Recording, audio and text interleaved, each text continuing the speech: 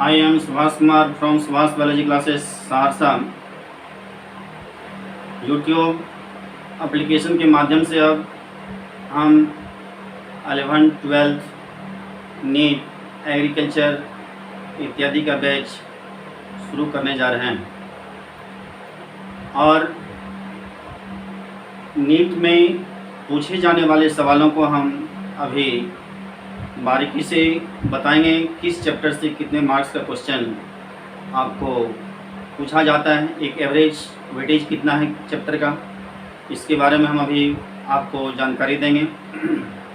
मेरे इस YouTube channel को आप सब्सक्राइब करेंगे, लाइक करेंगे और अपनों के बीच शेयर करेंगे। मेरे एप्लीकेशन का लिंक डिस्क्रिप्शन बॉक्स में दिया हुआ है और अभी हम नीट के बारे में हम आपको बताएंगे और उसके बाद 12th का सिलेबस के बारे में भी हम बताएंगे। और एनसीईआरटी बेस्ड क्वेश्चन रहता है, एनसीईआरटी को ही पढ़ना है, एनसीईआरटी को ही वह लाइन बाय लाइन पढ़ना है। चाहे आप हिंदी एनसीईआरटी पढ़ते हो या इंग्लिश एनसीईआरटी पढ़ते हो, उसको आप लाइन बाय लाइन पढ़िए। उस प्रत्येक चैप्टर से प्रत्येक चैप्टर अपने लिए इम्पोर्टेंस है। सभी चैप्टर कोई चैप्टर इम्पोर्टेंस चैप्टर जो कुछ है जिससे कि कुछ मार्क्स अधिक होता है तो उसको भी सबसे पहले उसी को हम लोग देखेंगे। तो हम लोग नीट में 11th और 12th दोनों से क्वेश्चन आता है, 11th से भी एंड 12th से भी दोनों से आता है। तो हम लोग देखते हैं कि 11th से और 12th से यह कौन कौन क्वेश्चन आता है और कौन कौन क्वेश्चंस कितने मार्क्स लेकर के आता है, चैप्टर से कितने क्वेश्चंस आता है उसको देखते हैं। वैसे ये वेरी करते रहता है, ऐसा नहीं है कि यह प्रत्येक बार ऐसा ही होगा, सो नहीं है, यह वेरी करते रहता है। आप कोई चैप्टर से क्वेश्चन वह यदि इस बार 4 क्वेश्चन पूछा है तो हो सकता है नेक्स्ट वह 2 ही क्वेश्चन पूछे। जैसे आप देखिएगा एनिमल डाइवर्सिटी की बात करते हैं हम लोग, एनिमल डाइवर्सिटी से ये जो यहाँ लिखा हुआ होगा एनिमल डाइवर्सिटी, इससे 4 क्वेश्चन है और 2019 में आप देखिएगा इससे 2 ही क्वेश्चन पूछा गया है। तो ये आप देखते हैं कि मतलब यह वेरी करते रहता है, वेरिएशन होती रहता है चैप्टर यह। लेकिन कुछ ऐसे भी चैप्टर हैं जिससे क्वेश्चन भले ही यह 1-2 क्वेश्चन कम और ज्यादा हो लेकिन क्वेश्चन रहना ही है। आइए हम लोग 2020 में या जो 2020 का जो नीट का जो एग्जामिनेशन हुआ था वह क्वेश्चन जो था उससे पूछा हुआ प्लांट डाइवर्सिटी से 4 क्वेश्चन था। यहाँ आपको क्वेश्चंस लिखा हुआ है, आप देखेंगे इसको। आप सभी विद्यार्थी को, सभी छात्रों को इससे फायदा होगा। आपको ये पता चलेगा कि हम जो 11th और 12th का जो तैयारी कर रहे हैं वह तैयारी नीट के प्रिपरेशन, नीट की तैयारी के साथ साथ ही करें, इसलिए कि 11th और 12th से ही क्वेश्चन पूछा जा रहा है और ज्यादा क्वेश्चन है नहीं। तो ये प्लांट डाइवर्सिटी और प्लांट डाइवर्सिटी से यह आप देख रहे हैं 4 क्वेश्चन पूछा था 2020 में और एनिमल डाइवर्सिटी से 4 क्वेश्चन पूछा हुआ है 2020 में। प्लांट मॉर्फोलॉजी से 3 क्वेश्चन पूछा हुआ है, प्लांट एनाटॉमी से 2 क्वेश्चन पूछा हुआ है, स्ट्रक्चरल ऑर्गेनाइजेशन से 4 क्वेश्चन पूछा हुआ है, साइटोलॉजी सेल बायोलॉजी जो 11th में है यह इससे 6 क्वेश्चन पूछा गया है। और प्रत्येक क्वेश्चन आप जान रहे होइएगा कि प्रत्येक क्वेश्चन 4 मार्क्स कैरी करता है, लेकिन नेगेटिव भी है इसमें। तो 4 मार्क्स प्रत्येक क्वेश्चन, ईच क्वेश्चन यह कैरी करता है 4 मार्क्स और 4 मार्क्स क्वेश्चन यदि कैरी करता है तो यहाँ आप 4 से यदि मल्टीप्लाई करते हैं तो 16 मार्क्स का क्वेश्चन इससे पूछा गया प्लांट डाइवर्सिटी से। तो इस तरह से आप क्वेश्चन की संख्या भी आप देखेंगे।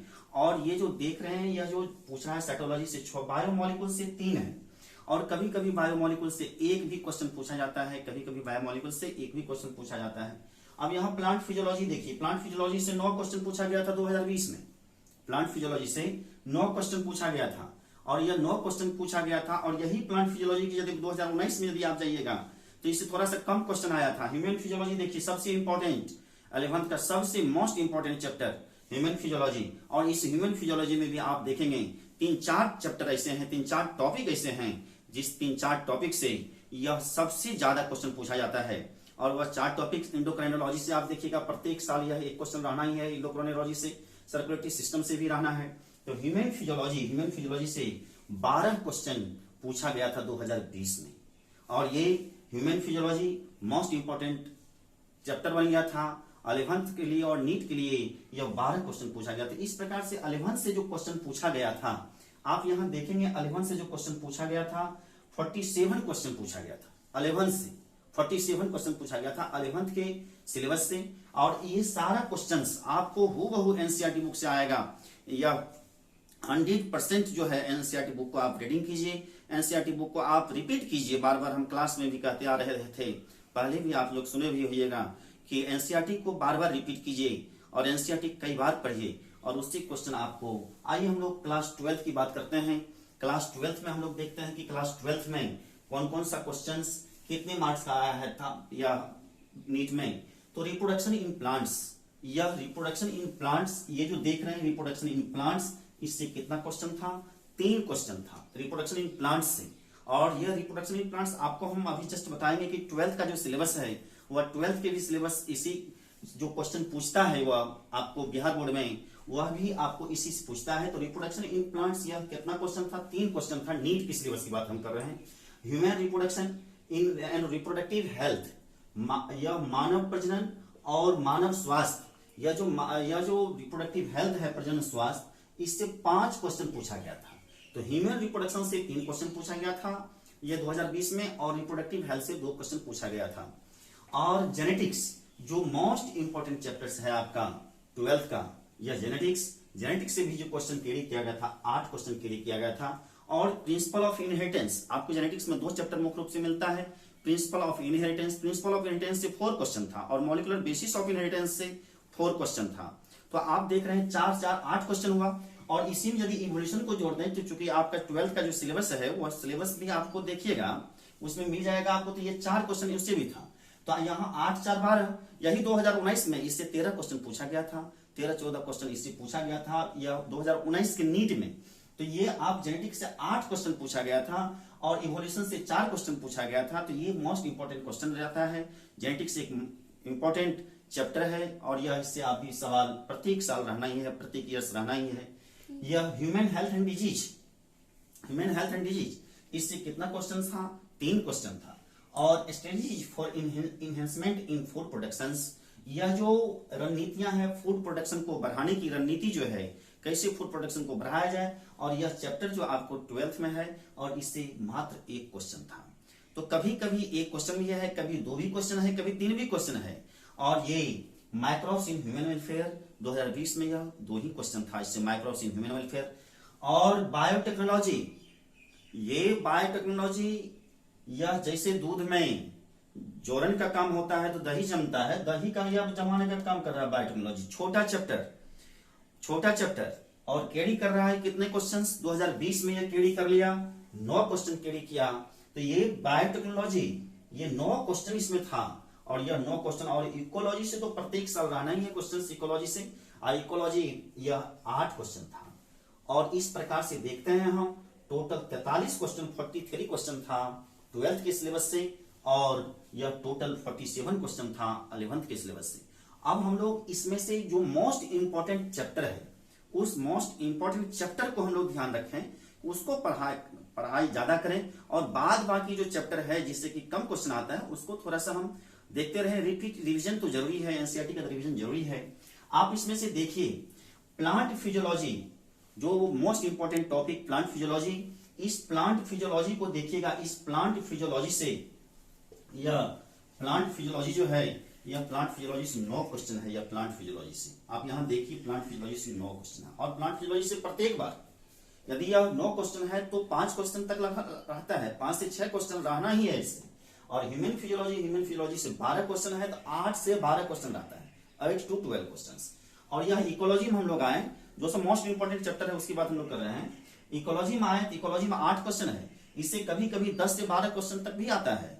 और यह बायोटेक्नोलॉजी की बात करें तो बायोटेक्नोलॉजी में 6 से 9 क्वेश्चन तक भी आता है। तो इस तरह से हम लोग कुछ इसमें से कुछ ऐसे चैप्टर को चूज कर लें, और उस चैप्टर को चूज करने के बाद आप उसको बराबर रिवीजन करते रहें, ताकि आपका ये सिलेबस या नीट आप क्वालिफाई कर सकें, आपका भविष्य सुंदर बन सके। हम लोग एक बार 12th के सिलेबस की भी जानकारी लेते हैं। 12th से कितने क्वेश्चंस पूछता है और कौन कौन से क्वेश्चंस, मतलब कौन कौन से यूनिट से कितने क्वेश्चंस कैरी करता है। तो सबसे पहले रिप्रोडक्शन चैप्टर आता है। आपको देखिएगा रिप्रोडक्शन चैप्टर आता है। रिप्रोडक्शन जो यूनिट है उस रिप्रोडक्शन इस रिप्रोडक्शन से आपको 12 मार्क्स का क्वेश्चन पूछता है, 12 मार्क्स का क्वेश्चन रिप्रोडक्शन से पूछता है। अब इस 12th की बात कर रहे हैं हम लोग, अब आ गए हैं 12th के सिलेबस पर। 12th के सिलेबस पर 12th की बात करते हैं हम लोग। रिप्रोडक्शन से 12 क्वेश्चंस ये रहता है, और रिप्रोडक्शन से यदि यह 12 क्वेश्चंस रहता है तो इसमें आपको रिप्रोडक्शन इन प्लांट्स और रिप्रोडक्शंस इन या ह्यूमन रिप्रोडक्शन इन ह्यूमन, इससे दोनों से लॉन्ग क्वेश्चन रहना ही है। और लॉन्ग क्वेश्चन रहता है तो यह रिप्रोडक्शंस यह 12 मार्क्स का क्वेश्चन कैरी करता है। रिप्रोडक्शंस इन ऑर्गेन्स जो पहला चैप्टर है, इस चैप्टर से जो है 12th का जो पहला चैप्टर है उससे भी कभी कभी लॉन्ग क्वेश्चन देता है, लेकिन कभी ऑब्जेक्टिव क्वेश्चन से ही वह काम चला लेता है। इसलिए यह रिप्रोडक्शन से जो यूनिट है यह इससे 12 क्वेश्चन पूछता है, रिप्रोडक्शन यूनिट से।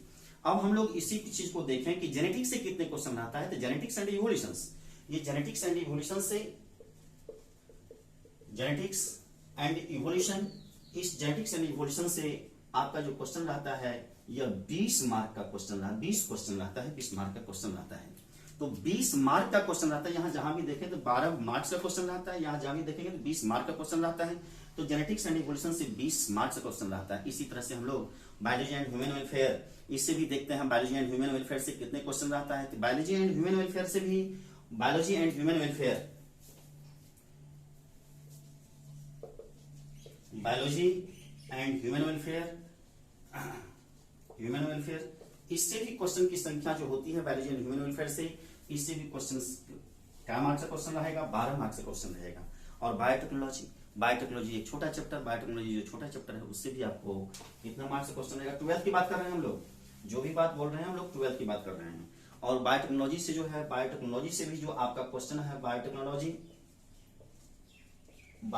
से जो भी क्वेश्चन है ये 12 मार्क्स का क्वेश्चन रहता है।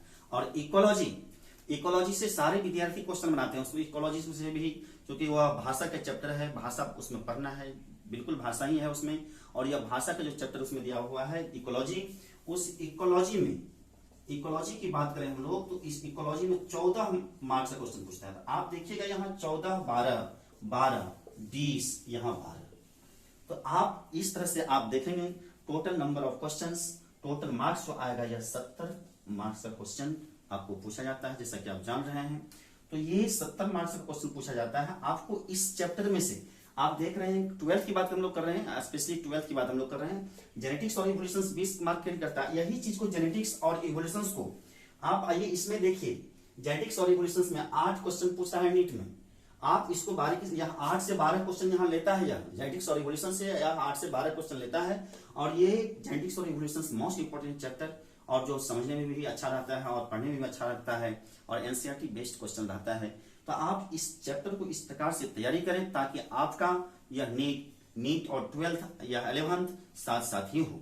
11th को भी उतने ही आप वेटेज दें जितना वेटेज आप 12th को दे रहे हैं। 12th तो सिर्फ एक मार्क्स को कैरी कर रहे हैं, 11th से भी आपको वही कैरी कर रहा है। आप देखे थे यहाँ 43 क्वेश्चन था, और 11th से आप देख रहे थे यहाँ 47 क्वेश्चन था। तो इस प्रकार से आप नीट का तैयारी करें और 12th की तैयारी की प्रिपरेशन करें। घर बैठे हैं, अभी लॉकडाउन का समय है, लॉकडाउन है तो घर पर एनसीईआरटी बुक को निश्चित रूप से आप पढ़ेंगे, ऐसा ही विश्वास है हमें भी। और आप यदि इस वीडियो से आप लाभान्वित हुए होंगे तो आप इस वीडियो को निश्चित रूप से सब्सक्राइब करेंगे और शेयर करेंगे, और आगे इससे फिर हम लोग आगे बढ़ेंगे। और यूट्यूब पर जो आएगा, मेरा कुछ आएगा चैप्टर से, वह आप सब्सक्राइब करेंगे, शेयर करेंगे। धन्यवाद।